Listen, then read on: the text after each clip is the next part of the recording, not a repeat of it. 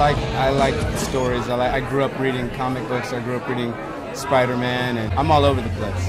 I enjoy being in big movies like this with a lot of action. I like being in small movies that cost $15 and maybe you have to bring your own clothes. So, well, Shane's obviously bringing his own flair to it, and the script, like I said, is that he and Drew wrote is very, very different and nuanced in a very different way.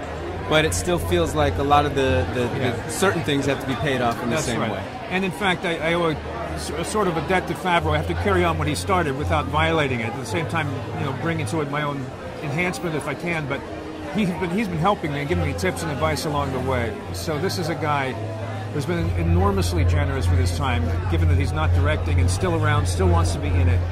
He's just been so gracious that I can say nothing but wonderful things about how helpful he's been.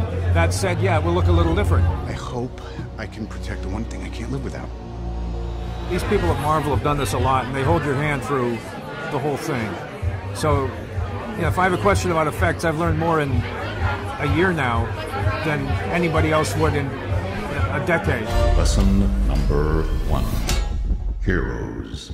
There is no such thing. It feels a little more scarily possible. Yeah, we had a kind of a conundrum in that the Avengers opens up this huge sky hole full of interdimensional aliens, and you kind of look back at it, well, what do you do after that? Except go back to a sort of a more gritty, intense kind of techno-thriller route. I saw the script and I went, wow, that's some different flavor. You just go in and you wrestle.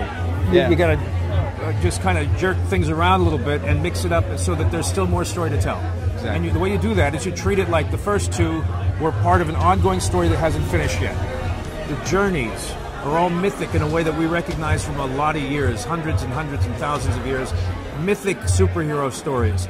Today's world is so complicated that the simplicity of myth has come back around with a desire and I think a need on the part of people to feel and see that's unprecedented given just how confusing the world is right now. Some people call me a terrorist.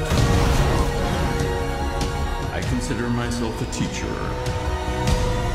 Robert Downey Jr.'s character, we're not dealing with his alcoholism, but we ran out of money, so there is a scene at the end where he falls off a wagon as part of the effect. It was kind of last minute. Oh my God.